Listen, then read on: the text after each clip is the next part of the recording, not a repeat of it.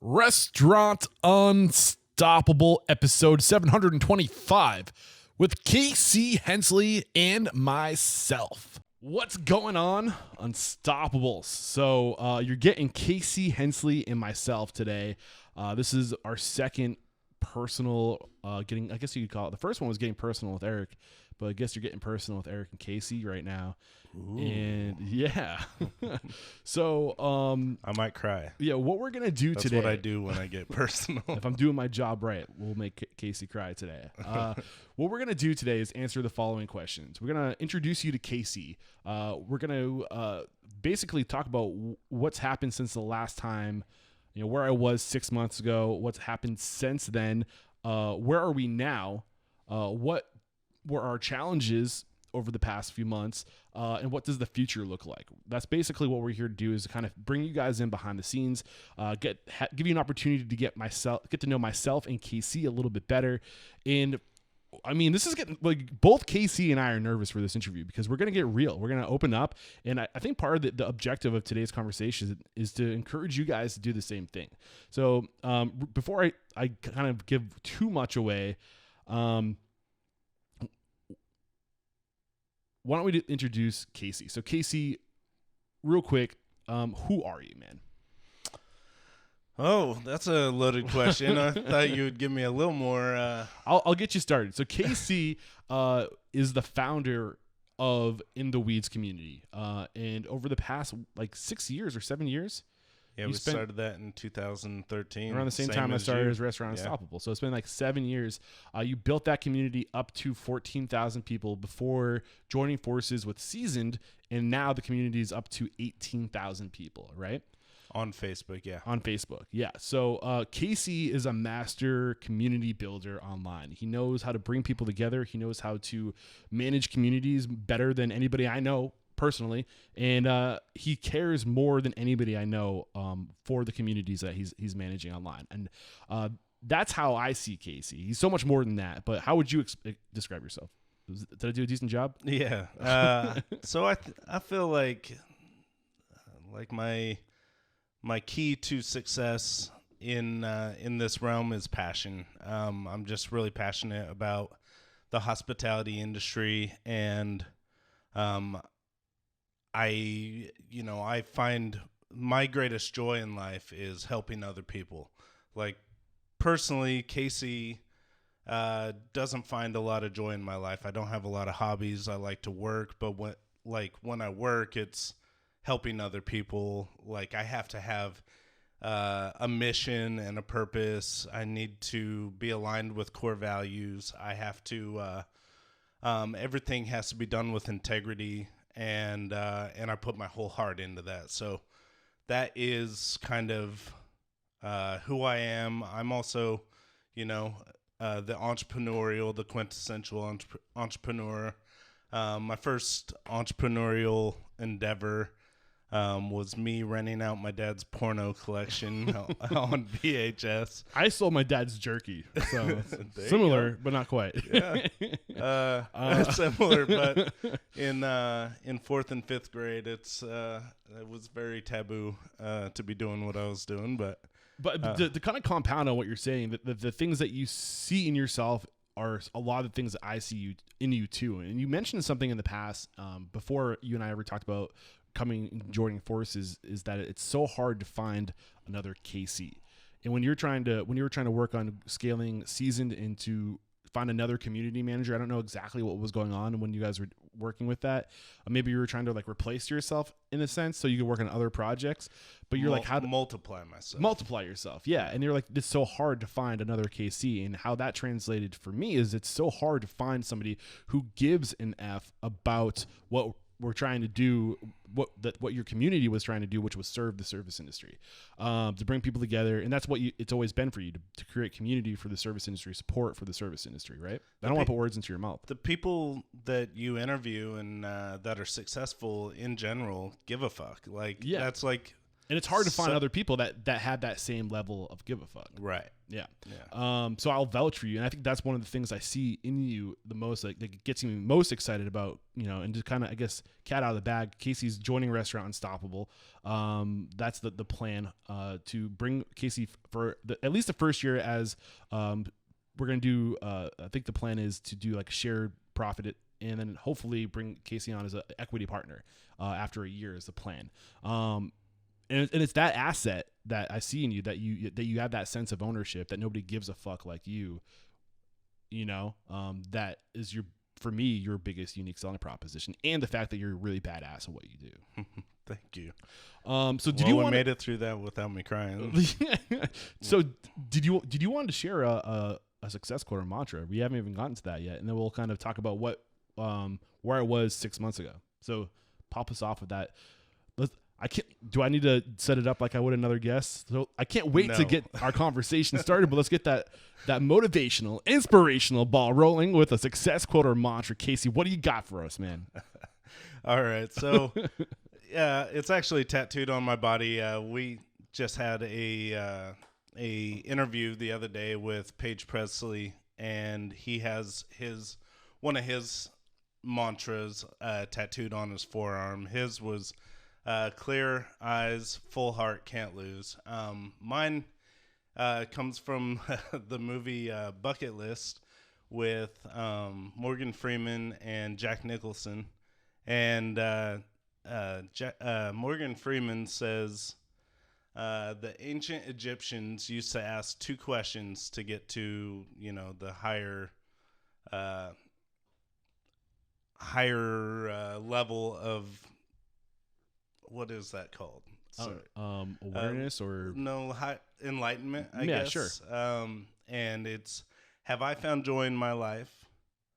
Or the questions are, have you found joy in your life, and have you brought joy to others' lives? And what's unique about that for me is, like, I don't find joy in my life unless I'm bringing joy to others' lives. Yeah. And so that is a tattoo on my chest. It's getting harder and harder to read since it was done about 10 years ago, maybe even more than that, 12. Is it because the ink's fading or because your titties are getting in the way? A little bit of both. Anyways, I digress. It's so the tattoo has check marks, yes and no, and neither of them have been check marked. So hopefully maybe someday they both get checked either by me or by my mortician or something. I don't know. We got to get that in writing before it's too late. Right. Awesome, man. Great way to get this thing started. So, I'll take one. I'll be I'll be the person to make sure that happens. Give me a mantra. What's my mantra? Yeah, right now. Ain't nothing to it but to do it, man. Can't stop, won't stop. Just push forward for me lately, and just having faith, and trust that if you do the right thing, if you exist for the right reasons, the universe will kind of take note and be there for you. That's kind of another, if it's good, it can't be bad. Exactly. What was that quote? You can't there's no such thing as bad business with good people. Good people. Exactly. That was an awesome one. There's always so many. I think that one came from Von Van Dugen. Von Dugen. Yeah, Von Dugen, or not Von Van Dugen. Von Dugen. Von Dugen. Yeah. So, all right. So basically, again, just to summarize what we want to do today, is to talk about, we already kind of let you know who Casey is. Casey's coming on board as our community manager, my right-hand man. Who knows what else? I'm just wearing a lot of hats right now. Yeah, and we're just kind of figuring it out, and we're taking a leap of faith, and you don't know until you know. And right now we're in that process of figuring it out. We don't know exactly what our routines are going to look like, what our schedules, what our responsibilities are going to look like. But I think you just got to start and kind of figure it out. And that's where we're at right now. So what did I learn since this last Getting Personal with Eric Cacciatore? It's been about 6 months since I recorded that. I was in Denver. It was October of 2019. Again, what's happened, where we are now, and what's the future look like is what we're going to cover. So what did I learn since the last getting personal episode, just to kind of summarize where I was in October. And I'll link to that episode. I can't remember what episode number it was, but we'll link to that in today's show notes.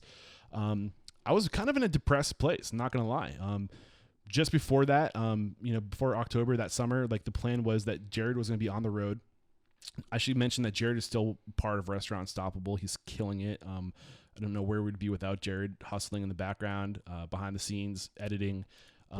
Bless his heart. He's killing it, man. We're lucky to have Jared. We wanted him to join us today, but he chickened out. I'm not afraid to call you out, Jared. He just wants to be behind the scenes. I want to be behind the scenes too. So we love Jared. The plan was Jared and I were going to be on the road traveling and really just leaning into better on-site interviews into like stepping up that game. And the lifestyle of my lifestyle on the road is kind of just mayhem and chaos, and that's not Jared's world. He likes order, he likes structure, he likes to know where he's going to sleep every night, and who can blame him? Exactly. I don't blame him. And that's kind of where we were before. So I was hoping to have company during that last road trip. I was on the road for like 4 months, August, September, October, November, and where we were at that point is, I think the final thoughts I shared at the end of that episode was basically that, I'm going so hard. I haven't been in one spot for more than 3 months in a 2-year period. I wanted to start focusing more on the quality of my relationships, not necessarily the quantity of relationships. How many people can I make an example of, but who specifically do I want to make an example of, and how can I grow my relationship with that person and our listeners? And what else did you pull? I know you listened to that episode too. What else did you pull from that?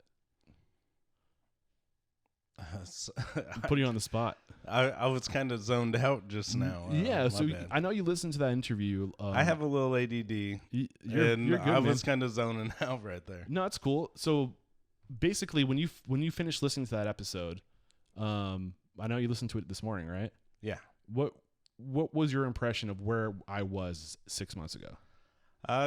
You were you were up against it, basically. You were taking right hook after right hook. It obviously wasn't enough to knock you down, but it had you beat pretty. I was on my heels. Yeah, you were. So were on a little more backtracking. A little more context.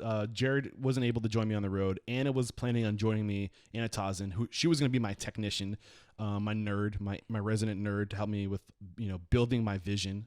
She's great with web design. She's great with basically all technical things. She, like I said, she would have been our resident nerd, and I needed that. And she got a great promotion with the Texas Restaurant Association. Like, she had to take it. She would have been stupid not to. My car, I got into my car was totaled before setting off my 4-month road trip. So I had to basically buy a new car.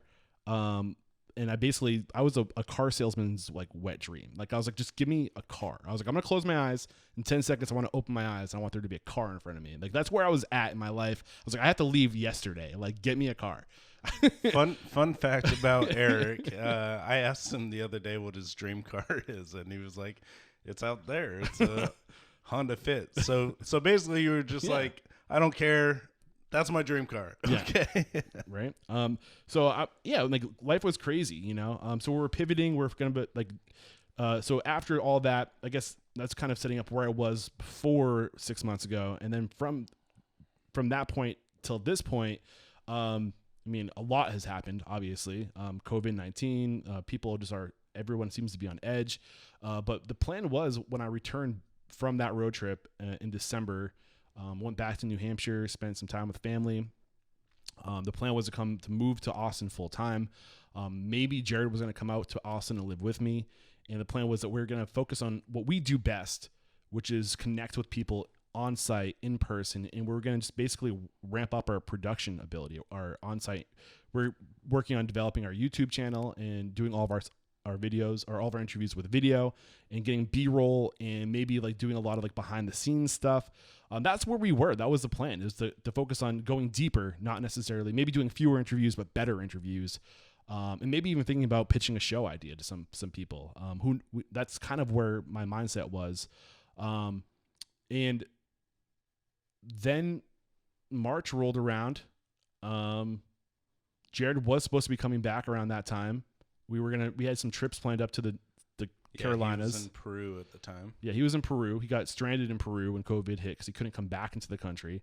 So that kind of screwed up our plans of being able to travel on site. And I made a commitment to him. I was like, I promise you that if you come back on the road with me, no more, we don't know where we're going to be next week. Like, we're going to have it all planned out. We're going to be much more intentional. We're going to line up all the interviews before getting there. And that was cool for him. And then, I think we still kind of had the dream of doing the courses and stuff, but that was kind of on the back burner. We were going to use the improve video, and basically we're just going to try to do what we do at this point better. in time. I'm not involved. Yeah, Casey's not involved any more than providing a room for you to stay in an office to work out of. Exactly. So the plan was to basically do what we were doing, but just do it better. And the idea is quality over quantity, right? And just to put energy into doing what you do better than anybody else. And then when COVID hit, it kind of like that whole plan got dissolved.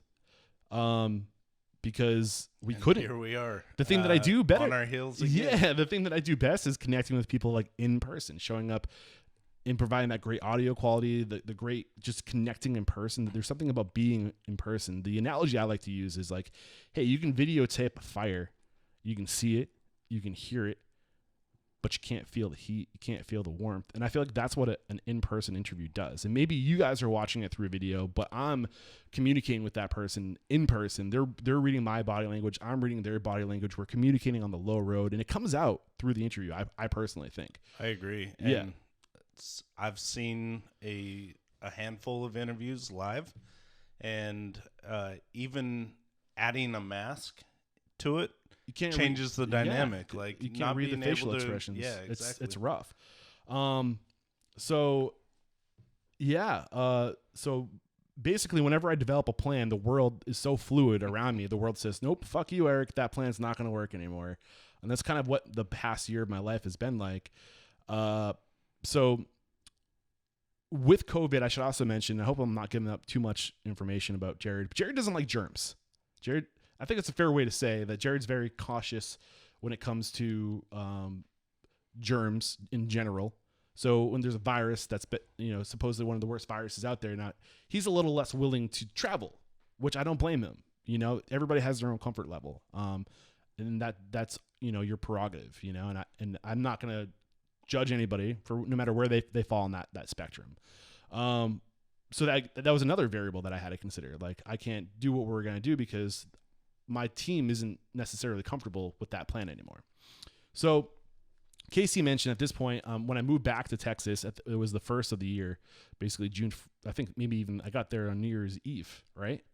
Or 2 days before New Year's Eve is when I remember you were here for New Year's Eve because we're filling your hot tub one bucket at a time. Yep.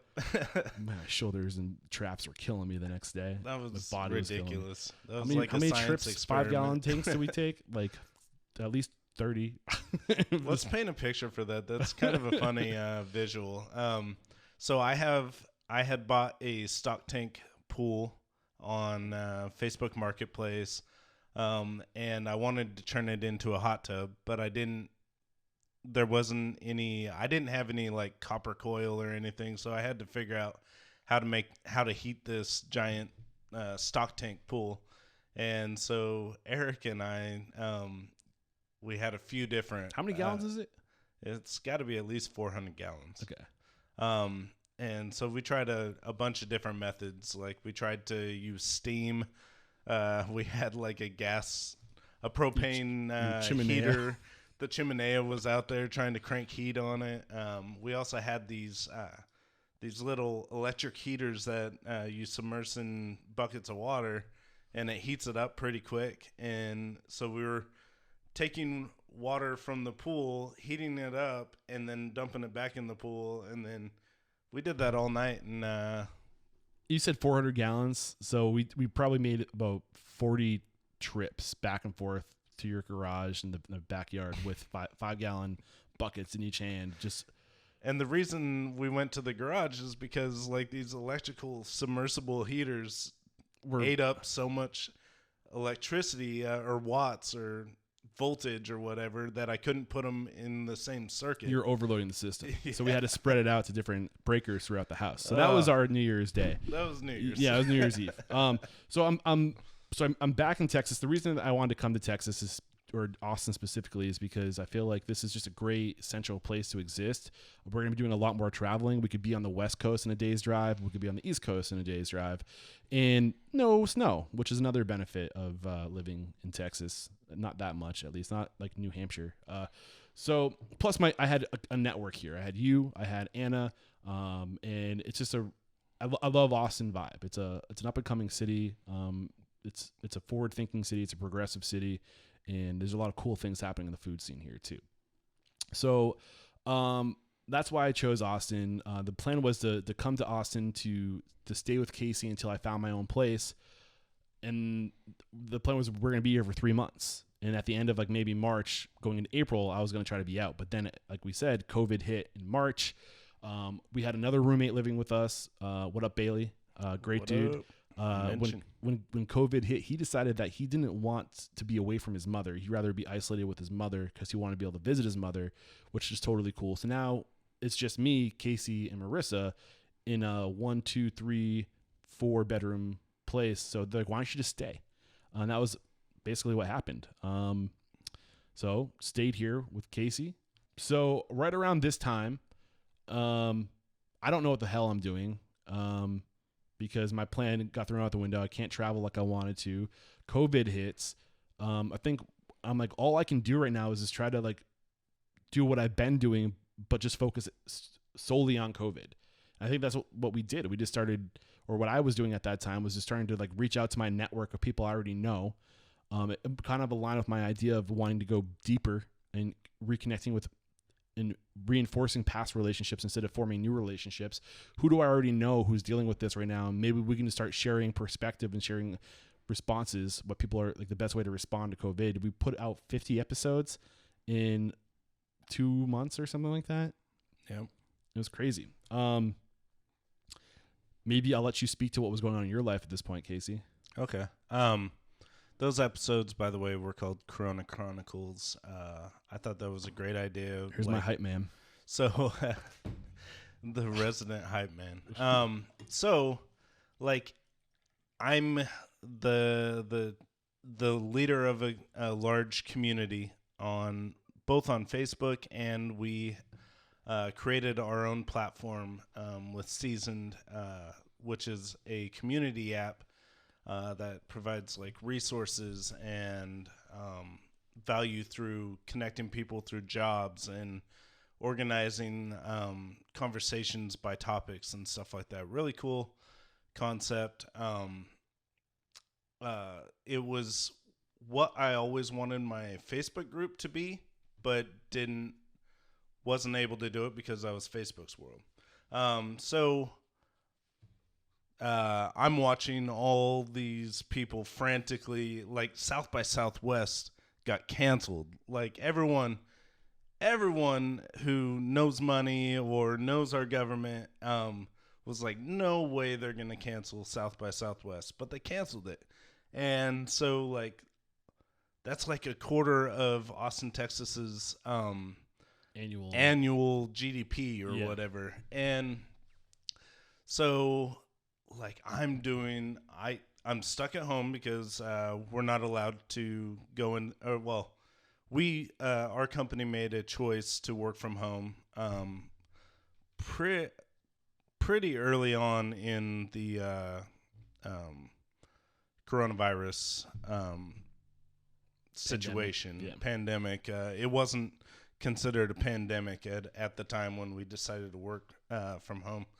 Anyways, so I am the leader of this community, and I'm trying to protect as many people as possible. I'm pulling crazy hours trying to collect information, and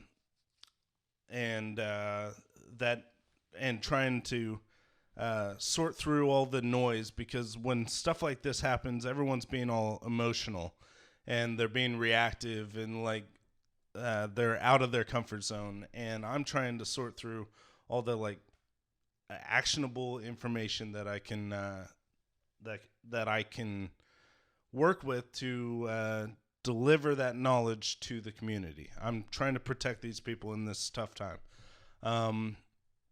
So that's kind of where I was at this particular time. And so I'm working for Seasoned, and a little bit passes, and we are forced to lay off half of our workforce because we have a sales team, and the sales team, they can't go do sales. Nobody's buying. And you thought you were pretty safe, right? For a while. Yeah. No, I thought I was untouchable. I'm the guy whose Facebook group got acquired by a tech company to create what I had created there on our own sandbox. And unfortunately, the company reduced my capacity from like a full-time to a very limited kind of consulting. I'm a friend of theirs. I'm a advocate for their platform, Seasoned. The mission that they're trying to help this industry by being that like umbrella where everyone is on board. It's like creating your own Facebook. It's a sandbox for the hospitality industry, which I think is very important. And it's a great place to find employees and stuff like that. It's great. But I'm no longer working for them in a full-time capacity as their community manager. So basically, at this point, like my world's upside down, Casey's world's upside down, and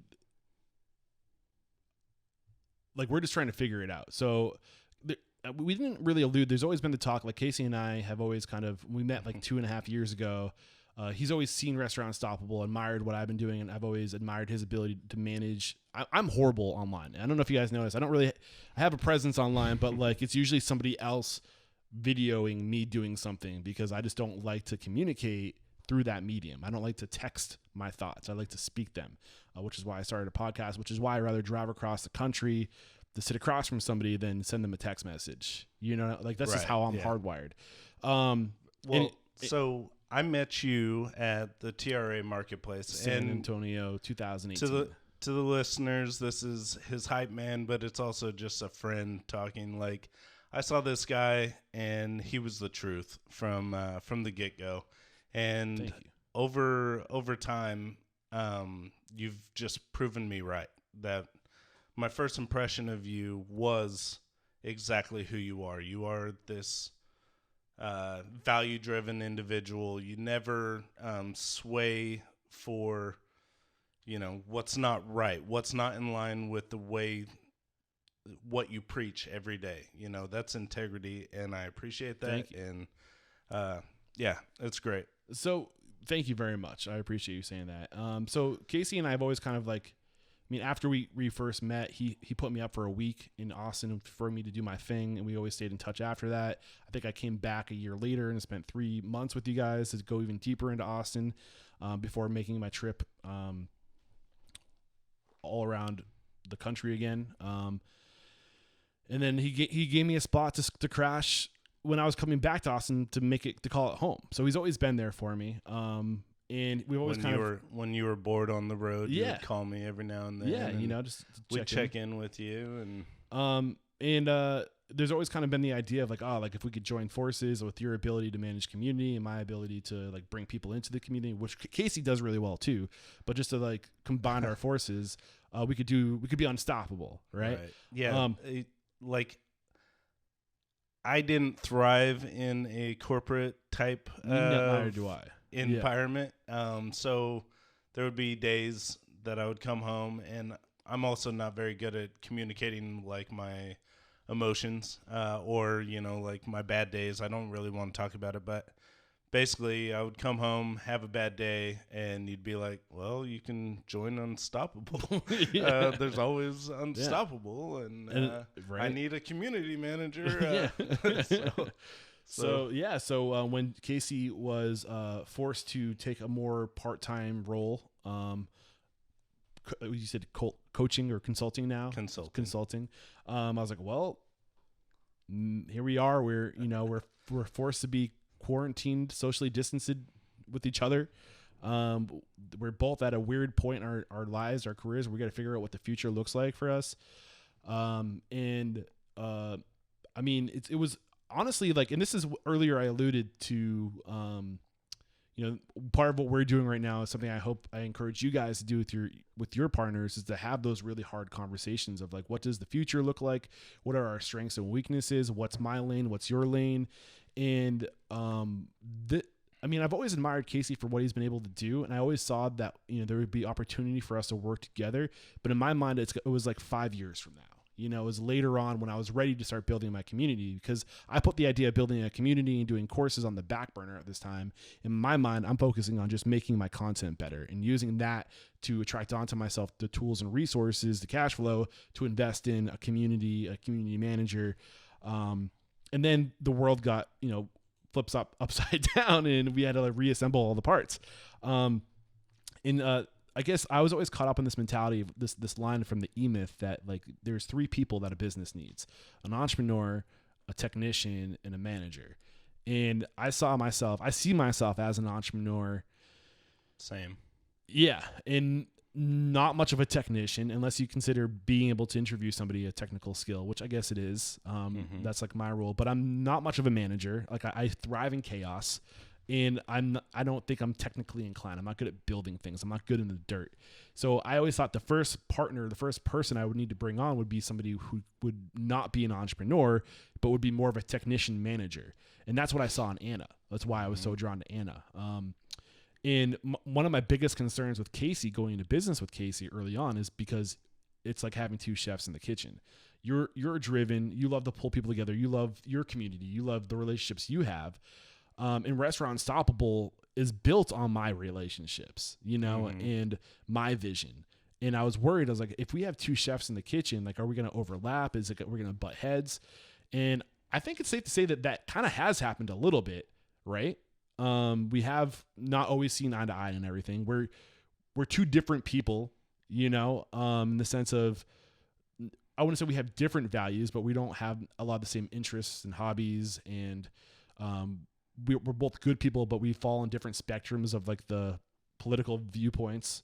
Absolutely. Things like that. Not to make this political, but just, it's made, and I don't, when I say this, I don't mean it in a negative way, but I don't think that Casey and I would be buddies outside of Restaurant Unstoppable and in the Weeds. We like each other. That's never been said, but I've thought it before. Yeah. Is the only thing keeping us together our shared the industry value in our passion, shared passion. Right. To inspire, empower, and transform this industry for the better. Like, my old mission was to improve the industry through education, positivity, and community.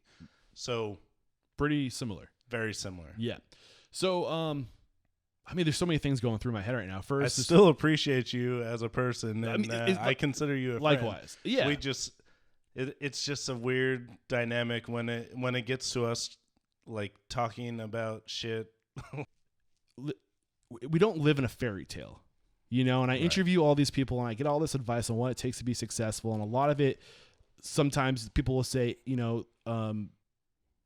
I think a lot of times people are successful because they find that person that completely like complements them. It's like the yin to the yang.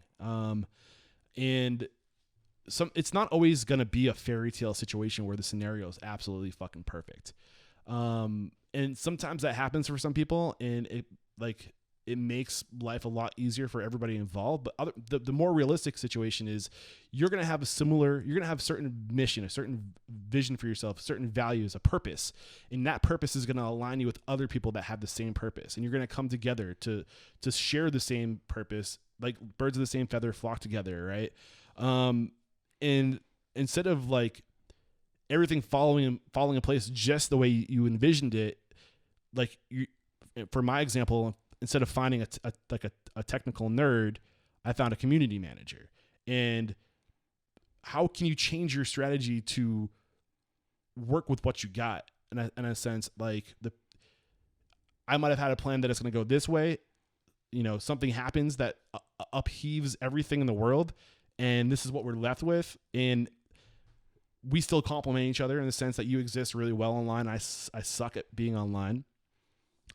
You picking up what I'm putting down? Yeah. Like, you got to like be able to, the world is fluid and you have to be fluid with it. And I think I guess what I'm trying to say is like, you're not going to have a perfect scenario as you're not going to have a perfect scenario as an entrepreneur. You've got to be able to realize that to be successful, you have to be able to work with anybody, you know? And I think it says more about somebody being willing to put their personal differences aside to serve a purpose, to serve the mission, which is why it's so important to have a purpose, to have a mission, so you can remind yourself, this is why we're here. It wasn't until I developed a mission and kind of my core values, I didn't have them written down, but I, made the decision that I would never choose something for personal gain at the expense of my community, So it was when I created that mission and those values that I started finding success. And you need that as like your check and balance in business, Yeah. I did mention, like, sometimes you got to work with what you got, and I don't want to make it sound like I'm settling for Casey, because I'm lucky to have Casey. But the point is, like, I didn't see Casey being a part. I always saw Casey having a role with Restaurant Unstoppable, but I didn't see it happening until later on. So I had to like rejigger my approach to work with what I have now, and using the assets I have now. People, like I always say, it's cash flow and people, right? The people I have in my corner, the people that are willing and want what I want, are the people I need to leverage. People I need, and Casey's strengths are with community management, which was something I was trying to do before this, right? So it's kind of like, if you came into my life and you were in the position to and we knew each other like we know each other now, before all this stuff, I feel like we would have been maybe a year ahead of where we are now. Right. If that makes any sense. Yeah. But I feel like we're rambling. We're all over the place. But what I want to encourage you guys to do is, like, we've had a lot of hard talks over the past 3 months. Like, I fucking filled Casey's pool with snot and like tears at one point, like, because like I had to get real with you, and we had to have some tough conversations that weren't conversations that you would want to have with anybody. Like, telling people like what you think they're good at and bad at, and one of my biggest challenges, where are we on this? Where are we now? We're still talking about, so one of the questions I wanted to cover under where are we now is what were our biggest challenges. And I can say my biggest challenges with KC is kind of trying to readjust my vision for what is realistic right now with what I got, with what the world is thrown at us, being able to communicate to Casey what I see in him, and both good and bad, and also giving up a little bit of control. But that communication about the good and bad was, for me, like, do you mind if I talk about the things that we discussed? And I don't mind. Yeah. That's where you and I align, is like, we have nothing to hide when you live a life of, by your values and being your authentic self.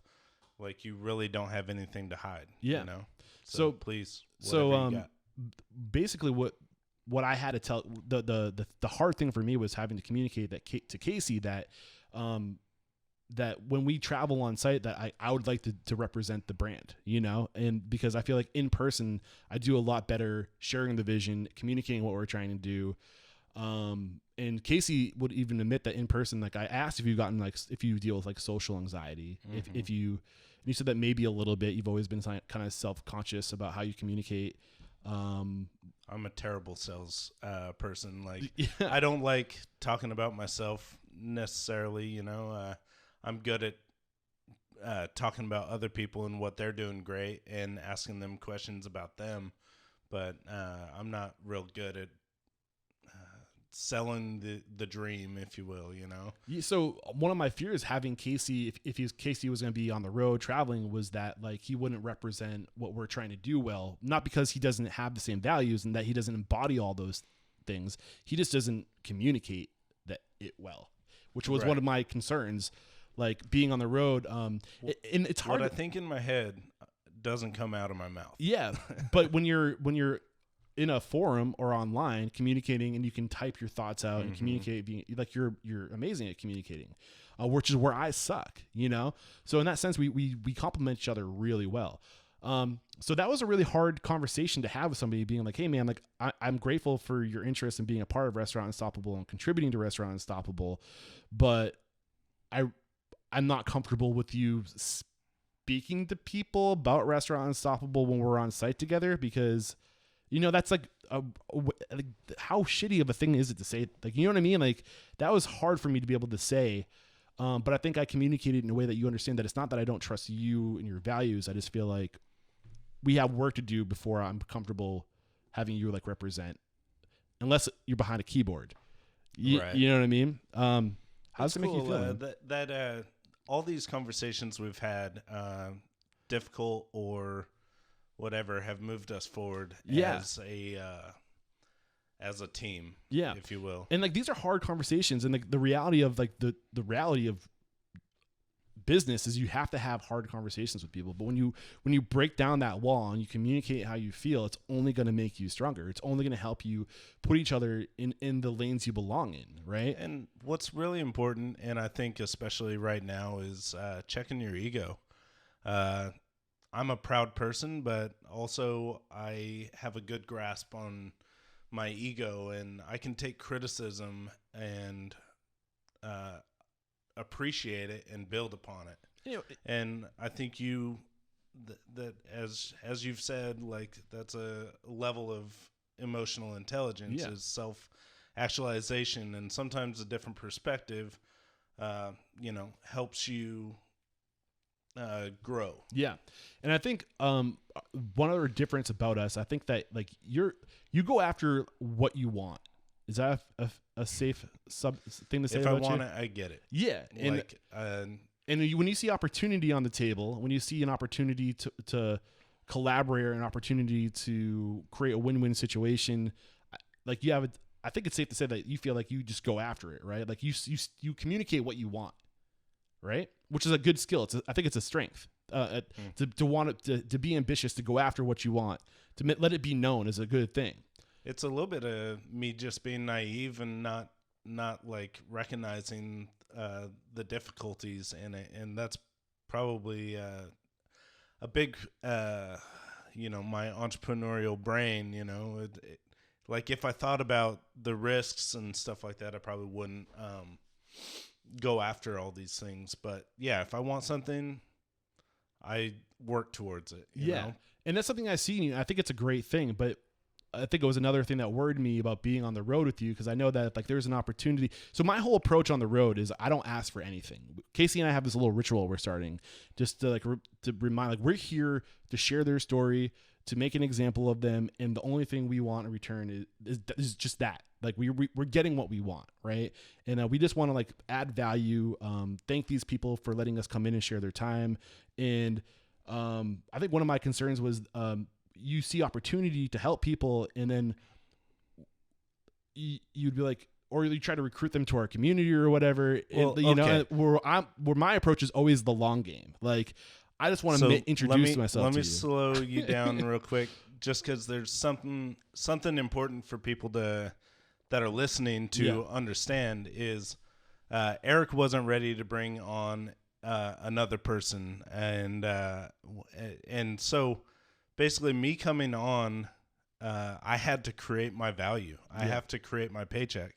I don't have I have a bit of a safety net, and my bills are set up in a way that, I don't have hardly any debt and stuff like that. Thankfully. So like, I'm trying to figure out a way that I can make some money in the worst possible time to figure out how to make money. Yeah.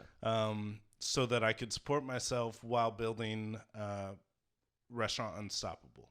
So I think that's important. Like, and in my mind, I'm like, how could we get more value here? Let's be honest. There's a shit ton of opportunity for me on the table. And for the past 7 years, I've said to myself, I could cash in now and leverage all these relationships and try to sell things and, basically exploit my audience. or I can make my unique selling proposition trust and play the long game and only try to add value and just give. And when we're ready to ask, cash in with a big ask, And so I've gone by sorry to cut you off. Yeah. I've gone by that. That's another mantra is give. And then eventually people are going to ask you, how can I give it back? Let me pay it back to you. You've given me so much. I want to give something back to you. And that organic, I've watched that over the years. You've just been really give, Yeah. And, so when you when that's been your long game approach for 7 years, and you got fresh blood, driven blood, hungry blood, and I think those are all strengths. It's like you got to kind of remind the people that you're working with, hey, if we just focus on being of value, giving, we'll be taken care of. The opportunities will come to us, and just I had to make sure Casey was aligned with that, and that was one of my biggest challenges, is communicating this and not in a way that wasn't I don't think that you have bad intentions, but we just gotta get aligned, get a strategy, get a plan together.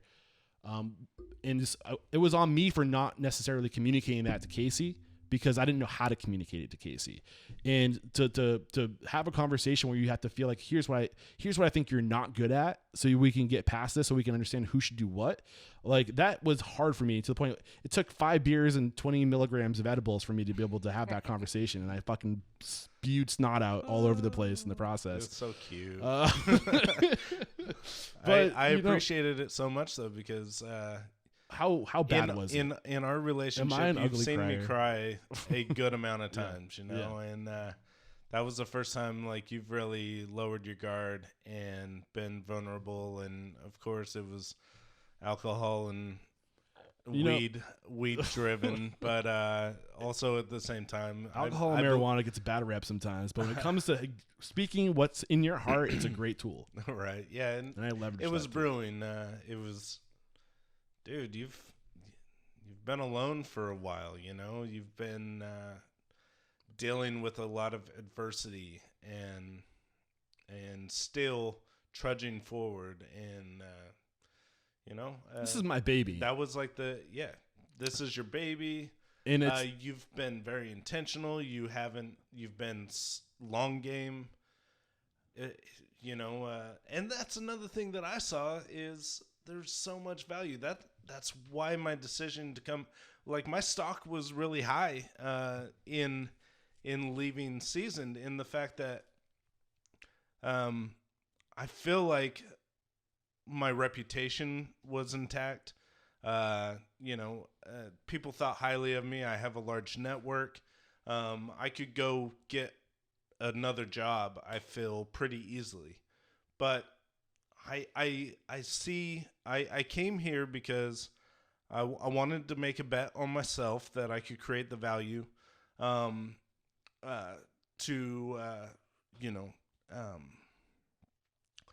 create the value so that I could comfortably pay myself, so yeah, I just see a lot of upside in the fact that you've been very organic, and there's a lot of opportunity on the table. Yeah. So, and sorry. The other thing that Casey did from day one, which I think is a really good thing, is he communicated his intent that he wanted, if he was going to be a part of Restaurant Unstoppable, he wanted equity in the business. And I'll be honest, that was I got defensive. I mean, because I didn't know how I felt about working with another entrepreneur, somebody who has the entrepreneur hat. That scared me. Too many chefs in the kitchen. I knew that might be an issue for Casey. And again, how do you communicate that you see value, but you're just not quite convinced on the relationship yet? And you have to because of the perspective, but we spent the last 3 months getting to know each other. You have trust issues too. I do have trust issues. Let's yeah. Be honest there. I do. Absolutely. And it's funny because I say my unique selling proposition is trust, but I put so much of my trust, that's the trust I have between myself and my listeners. And I'm very guarded. That's the trust you have in yourself, and you're sticking to your values. And I put up a fucking wall to other people who aren't in that circle, who might try to get between me and my listeners.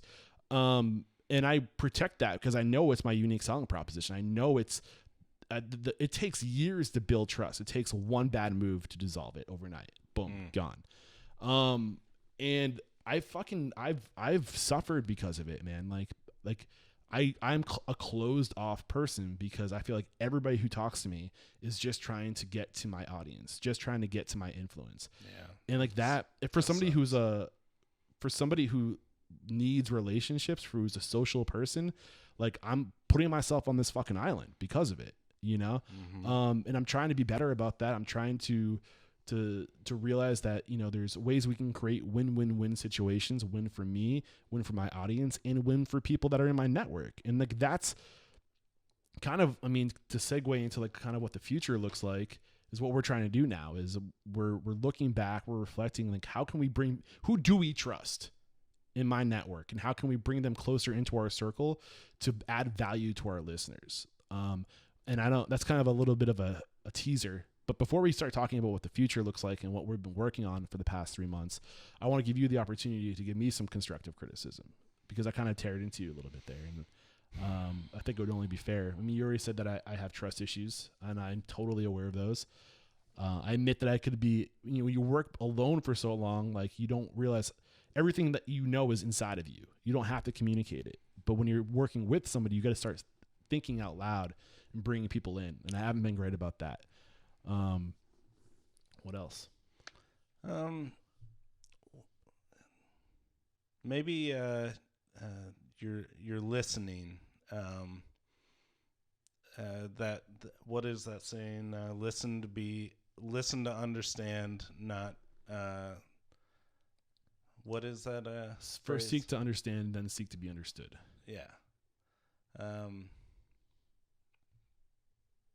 Yeah, I would just say, I don't know. I get frustrated talking with you because I feel like a lot of the time you're thinking about what you want to say rather than actually listening. Plus, most of these conversations were around social and political issues, not Restaurant Unstoppable, right? Right. So our personal lives got involved a little bit. Yeah. And we had to get to the point where we just made an agreement that we weren't going to talk about that stuff. Yeah. And it makes it awkward for a second when we have to cut each other off. Like, let's not talk about this. Nope. Not talking about it. That's off. That's off limits. We get past it. We start talking about, you know, bread or whatever we want. Yeah. I don't know, man. And I would recognize that. And I think that's one of the reasons why this idea of, what's the word? We had Bihar on the show talking about, compassionate, empty compassion, or I don't know. I'm going to be really interested in listening to this episode. I think it's compassionate emptiness is the idea of like, just like closing the inner voice and just listening and being compassionate. I think that's the term. Because I think everyone's kind of has a level of guilt when it comes to that, though. Like thinking about what you're going to say next. Yeah. I'm guilty of that for sure. It's hard. And for a person like you also, you want to move things fast. And I'm kind of like a slower, methodical person. And if it kind of frustrates you to just let me get my thought out, you know, and you want to like finish my sentence and move the conversation forward. And I'll say that's something that's true about the two of us is we don't necessarily communicate well when we speak to each other, and but we've gotten a lot better at it. Right. Like I think you'd probably prefer to write me a note. Yeah, for sure. Yeah. And I'm just like, let's just talk. Like we were having a conversation, it was a social issue, and we were communicating on our group thread on Facebook Messenger, and then you took me out of my comfort zone and put it into your comfort zone and started a video call. And sometimes text just moves too slow for me, man. Right. Plus plus it's hard to get all the context out there in a timely manner.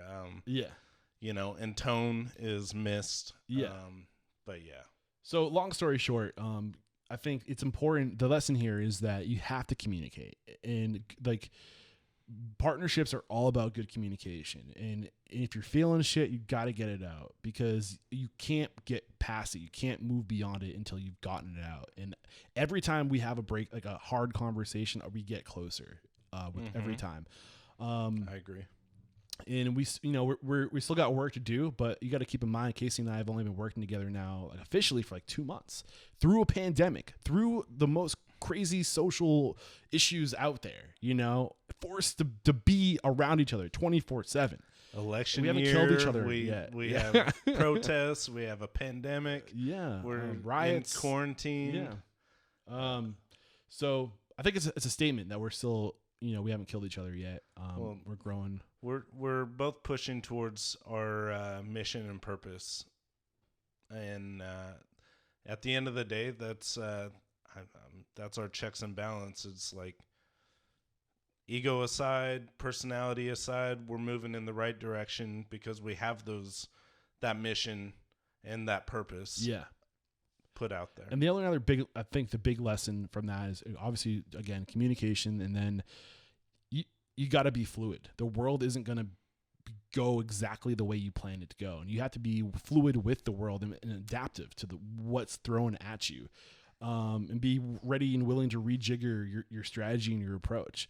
And that's kind of like where I'm at now. Like sometimes things will come at you out of order. You got to work with what you got. So some really great takeaways. And if you guys are into partnerships, and that's the other thing too, like I full-heartedly believe in partnerships. But it's harder said than done, or it's easier said than done. Right. Yeah. And I get that, but if it's going to happen, you have to be willing to communicate. And, that's hopefully some stuff we dive into further along the lines. So I think we should start talking about what our plan for the future is. Spend the next maybe 15 minutes talking about that.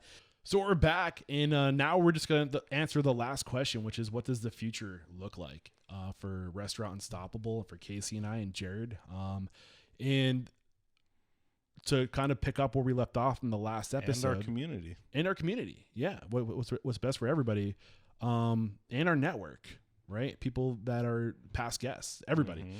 So where I left off in the last episode was that I wanted to start focusing on building better relationships with my listeners and my guests. And at first it was going to be through just being slower on the road, taking the time to connect with my listeners, taking the time to really get to know and become intimate with my guests, not making it so transactional, but really like slowing down. That with COVID kind of threw a wrench, but I think that the idea is still to slow down, to bring my listen. The mission of Restaurant Unstoppable has always been to inspire, empower, and transform the industry. And the way I was going to do that was by making an example of the best, by painting a picture of perfection. We had Rudy Mick on the show, and he said, the one thing you can do to be successful is give your people a picture of perfection, to paint that picture, to give them an aiming point. And what we're doing with these interviews is giving aspiring restaurateurs, the next generation of restaurateurs, that picture of perfection, but different examples of what perfection looks like to different people, through making an example of the best, sharing their stories, sharing their values, sharing their philosophies. I always say behind every great restaurant's a great person, right? So we're just trying to give you an example of who to be so you can go on and do what you want to do, because you have to become that person first. And now what we're doing with Restaurant Unstoppable, the vision for Restaurant Unstoppable, is to create this platform to literally bring my listeners, the most passionate, driven super fans of Restaurant Unstoppable that align with what we're doing, of this idea of sharing knowledge and coming together and being stronger together with my my guests, right? So the idea is that we're going to start going to our guests, not just having them on the show, but ideally recruiting them to our community, inviting them to be a part of our community, and inviting our most passionate listeners to be a part of this community, where we're going to host this community not on Facebook. For the longest time, we've been pushing our private Facebook group, but there's this platform that's new, that's out there, that kind of is a fix for Casey's lack of technical skill of building something online. It's called Mighty Networks, and we're building the Restaurant Unstoppable Network. We're going to call it Run for short, Restaurant Unstoppable Network. And what Restaurant Unstoppable Network, it's kind of like a mastermind, like a greater master. It's like a master network. We're bringing together a mastermind and a community or network, and it's a master network, right? Yeah. So exactly. So basically, the idea of going deeper, making deeper connections with my listeners. We're starting off with. I think what's important to say is it's away from the distractions. It's away from the noise. It's a sandbox that we are creating so that people can be more proactive instead of reactive with their journey. I think you should right now say what our big purpose is. For this, I haven't committed this to memory yet. Master network. So our big purpose is to bring together world-leading independent restaurateurs, operators, and experts with the next generation of leaders to share inspiration, knowledge, values, philosophies, practices, and virtues so that we can each become unstoppable in our lives, careers, and businesses. So pretty big statement right there, right? And this platform, Mighty Networks, is where we're going to bring all these people together. And the reason why we're doing it on Mighty Networks is because we want to have control over it. And that's what we get by, the website will be restaurantunstoppablenetwork.com. So if you head over to restaurantunstoppable.com/network, you can get on a list to make sure that you're staying up to date with what's happening with that. And there'll probably be a link on restaurantunstoppable.com that will bring you over to the network eventually. I guess this was probably going to be the plan. Yeah.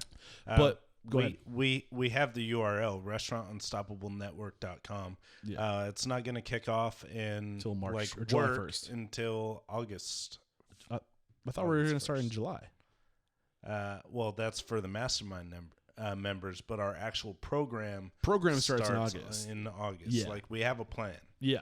So I'm just going to go from the top and give you guys an aerial view of what the community is going to look like. So basically, it consists of, right now, our mastermind, which is 5 groups of 4 people, basically trying to group people that have like businesses together to help them achieve their 90-day goal, right? So I won't get into details of that, but the idea is that we're going to have our mastermind, then we're going to have our master community, which is anybody who wants to be a part of this community and communicate with other listeners and past guests. And then that's all going to kind of rest on monthly themes and weekly routines, weekly events. So every month, the first month is going to be culture. The second month is going to be operations, and I think the third month is we're leaning towards financial operations. But so it's fluid. We're going to stay fluid. We're going to let our community. Maybe you guys don't want to do financial operations. Yeah. Tell us what you need. We're here for to you. Accomplish. Yeah. So the idea is every Tuesday, Wednesday, and Thursday at 11 o'clock Central Time, we have something planned. Yep. Like on Tuesday, we have book club. Monday, we have masterminds on Monday. Yeah, but that's not for the greater community. But maybe they're interested. Yeah. So every day we have something planned, except for Friday, because Casey and I figured we don't want to commit our Fridays in case of a long weekend trip or whatever. Yeah. So the idea is every Monday, Tuesday, Wednesday, Thursday, the same day, the same time of day every week. We're going to be we have time blocked. On Mondays, we're going to be doing our masterminds. On Tuesdays, we're going to be doing our book club. On Wednesdays, we're going to be doing our spotlighted, featured expert, mentor, authority, whatever workshop where we're going to invite somebody who had a huge impression on me over these past 7 years. Somebody who, if I was going to open a restaurant tomorrow, this is the person I would go to learn about that thing. I'm going to invite them back on the show to talk about that thing. And we're going to do a live workshop. So if you're a part of this community, then you get to join us live for a Restaurant Unstoppable recording. basically. It's going to be a live workshop where this person is going to take us through the first workshop we're doing. We have Ari Weinswag from Zingerman's joining us to talk about the importance of vision. Huge. Yeah. And you need a vision. You need to have an idea Like, of where you're going. Normally, to listen to him speak to you, it's going to cost you an exorbitant amount of money. I think their workshops are like upwards are like $1,000, and like they're selling these courses now. I think you can go to their courses for like $150. Obviously we can't give you everything that's in that course, but we can give you a solid lecture around the topic. So for the first hour, 40 minutes, we're going to be basically having a conversation with Ari. Me and Ari are going to talk about that thing. First operation, or the first one will be visioning. You guys can be there with us live during that workshop. And at the end of that workshop, we're going to open up a Q&A. So you can ask your questions to Ari about that subject. And that conversation will be another episode. So that Wednesday event will turn into 2 episodes. Our Wednesday episode and our Friday episode. And you have to be a part of the community to be able to join the conversation, is the idea. So if you want to literally be on the Restaurant Unstoppable show, have your voice be heard, interact with these industry experts, normally you wouldn't have access to these people, but through me, I can get you access. So that's going to be it. So, then the only thing we haven't mentioned yet is Thursdays, 11 o'clock Central Time every week, we're going to have office hours. So if you want to connect with us, Casey and myself, and help maybe, we'll be hanging out there. Our masterminders will be hanging out there. Maybe we can get our spotlighted featured speaker to come hang out too, if you want. Who knows? No promises there because they have their own schedules. The idea is if you need somebody to talk to, regardless of what the topic is, maybe you're having issues personally, maybe you're having issues with your business, you will have somebody to talk to every week at 11 o'clock Central Time. We'll be there for you. So that's a lot. I'm excited for that. Yeah. It's going to be cool.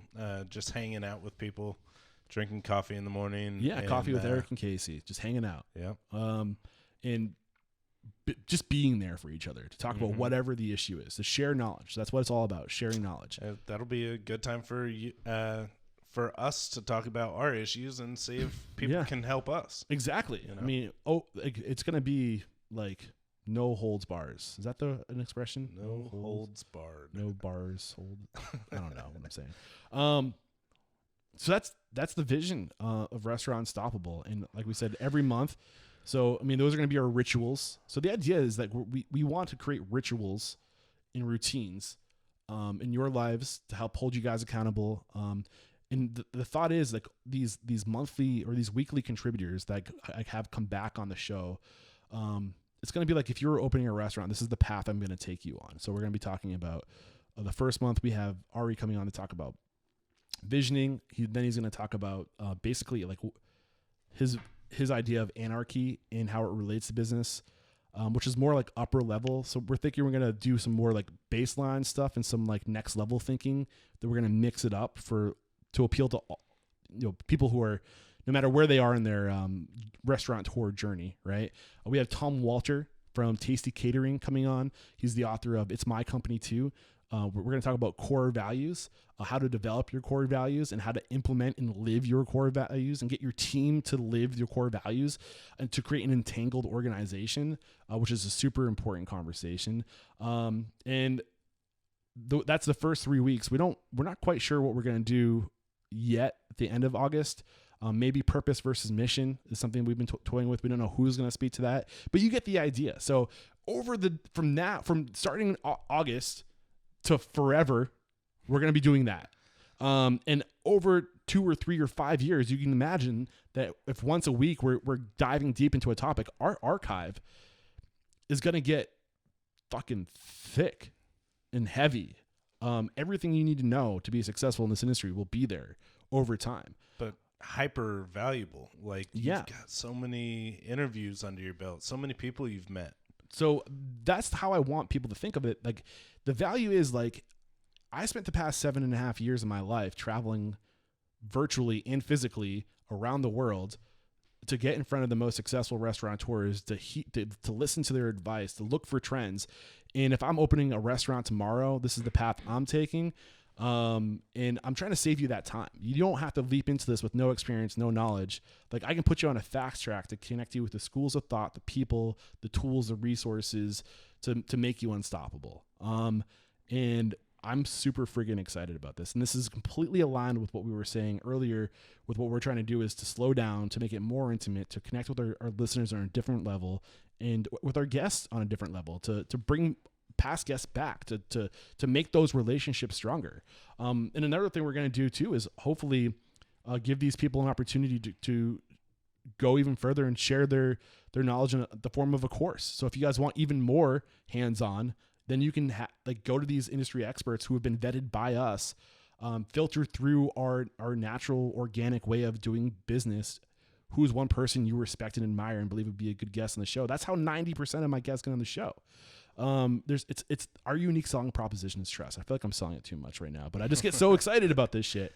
I mean, it's a big idea. Like, it's a big vision. It's hard to like put it into words and, like, not sound pitchy, but there's so much value that we're trying to give these people, and now I sound pitchy. Yeah, it's hard not to. So the last thing I want to do I believe in what we're doing, and you do too. And you're passionate about it. So what else are we supposed to do? Yeah, man, this is raw, authentic, genuine, excitement. So if you guys are interested in being a part of this community, joining the conversation, getting access to these people you normally wouldn't be able to get access to, here's what you need to do. Right now, head over to restaurantunstoppable.com/network.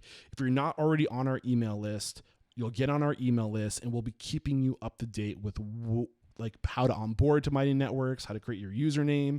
And also, I mean, we do have to disclose, we should let you know that this is going to be $30 a month, $1 a day. And this is our big ask. I mentioned earlier, I'm trying to play the long game. I've been trying to give over the past 7.5 years. And I want you guys to be a part of this community. For $1 a day, you get access to each other, to the best minds in the industry, to Casey and I. We're going to keep you on track with books to read. And I mean, I don't know, man. I think that's a pretty good deal, right? Right. In true Eric and Restaurant Unstoppable fashion, you're offering a money back guarantee. Yeah. Like, if you don't find value in it, like, we don't want your money. Like, but we do want you to be a part of this from day one. We want you guys, if you're listening to the show, we want to bring you guys into the community. We want to give you influence over the content. We have to build Restaurant Unstoppable beyond Eric Cacciatore and KC Hensley. Like, we have to create something that's bigger than us. And this is how we do it. We need help. We figure we're going to do this by, bringing you guys in on it. Who knows what comes from this? The only other thing I want to wrap up with is kind of like, this is what we're doing now. What's the future look like? Which is, we kind of answered that, but what's the next 5 years look like?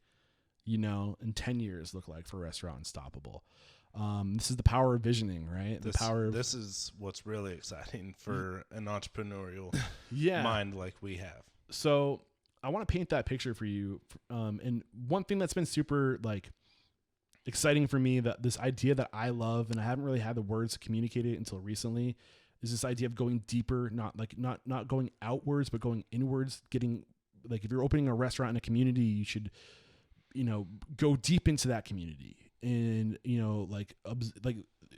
be opportunity for that community and settle your roots instead of, I've always been the idea of going, again, I struggle finding the words, but the idea, the word is vertical integration, right?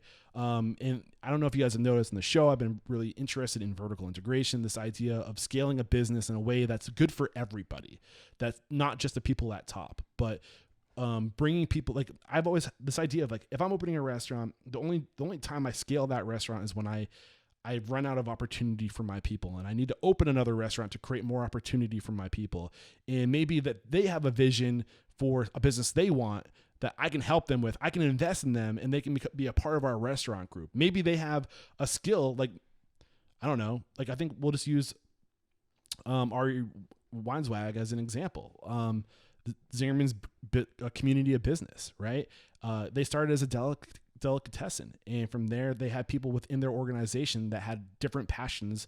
Maybe somebody had a passion for ice cream or coffee or candy, and they would create a business around that person's passion. I would like Restaurant Unstoppable to do something similar to that, vertical integration, where, I mean, my dream has always been to open a restaurant. And that's why I started this podcast, to serve the industry, to give back to the industry. And if I gave enough to the industry, they would give me the resources and I'd have the lessons learned to be able to do my own thing. But now how we do that is the question, right? And with vertical integration, you have restaurantunstoppable.com as like the mother company, right? Unstoppable is like the brand. Restaurant Unstoppable podcast would be underneath that as a separate entity. Restaurant Unstoppable Network is another entity of bringing our listeners and our guests together to share knowledge, to come together, to make the industry better, to transform the industry. And then why not have Restaurant Unstoppable Group of basically us investing in our community and their vision for a restaurant, using our core values and our mission statements, adopting our way of doing business, and like learning, literally like open book management to the world, bringing our listeners into our restaurants. These are the decisions we're making, and this is why we're doing it. So we can literally like take you guys on that journey with us. You can be a part of it, and we can share our knowledge with you and share our data with you, track our data. We're making these decisions. This is what's happening. And I maybe, who knows, maybe I open my own place within that restaurant group. Maybe we have a Restaurant Unstoppable media, which is a media group to capture all of this. And we invest in our boy Jared, who maybe he wants to have his own business underneath that network, right? Casey's going to manage and run Restaurant Unstoppable Network, that community, because that's what he does best. And who knows what else we'll need. But the idea is like to maybe spin up a nonprofit around Restaurant why Unstoppable, not? right? You know, That's and that's the beautiful thing about vertical integration is basically looking at like, what do we need to execute, and who do we have on our network that we can go to give an opportunity to. I'm just spitballing here, but that's my ultimate vision, is how to create community in around this mission of that, Restaurant Unstoppable, to inspire, empower, and transform the industry. Shit, man, I said it out loud. Now it has to happen, right? Yeah, manifest what destiny. you always fear. So a while back, I asked Eric what his greatest fear, and I don't know if this is worth putting on the podcast, but his greatest fear in life is being perceived as being a con man or a crook. And that's admirable that is your greatest fear, because you're so integrity driven. Sorry, I'm just building you up, hype man, well, but I think it's from the heart. Yeah, but the reason why it's a fear of mine is because I think a lot of people get labeled as a con man because they say that they're going to do something and they have all the intention to do it. They just don't realize what it takes to do that thing. So in falling short of their goal and making promises to other people, and then falling short of or not achieving the goal, you can be perceived as a con man. That's my biggest fear, is saying, I'm going to do this. Don't worry, I got you. And then not executing. I got you. Trust me. Yeah. Trust my process, and then let them down. Yeah. And be like, oh, he's a con man. That's my biggest fear. Yeah. But as long as I've known you, if you've said something out loud, you fully intend to accomplish it. Yeah, which is why this is even more scary now, because I said it out loud. Oh, great. We got a lot of work ahead. Sweet. This has been an hour and 25 minutes. Thank you guys if you stuck around this long. We're excited for the future. We hope you will be a part of our future. I can't wait to meet all the people that Eric's met over the years and create my own relationship with all of you. Yeah, I'm excited. Yeah. All right. That's that. Are you feeling unstoppable? Again, head over to restaurantunstoppable.com/network. Be a part of the community. Be a part of the conversation. Come get to know us. We can't wait to get to know you. All right. That's it. Until next time. Peace out. If you enjoyed this video, please help us out. You can do it by liking, sharing, subscribing, and hitting that bell icon. It really helps out. And don't forget, there's a complete archive of every episode with show notes at restaurantunstoppable.com.